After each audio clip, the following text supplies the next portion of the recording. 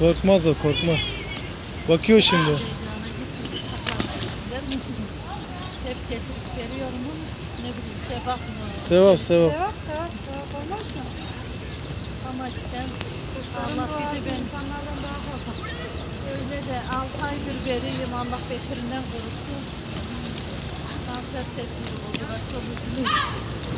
Kendim İnşallah Allah sağlık versin. Allah'a bunların şeyini görsün Rabbim. Bütün insanlar da içinde de benim.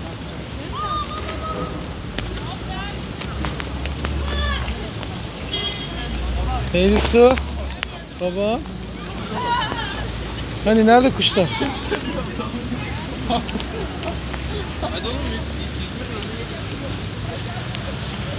Gel baba. Eylül Su nereye? Nereye?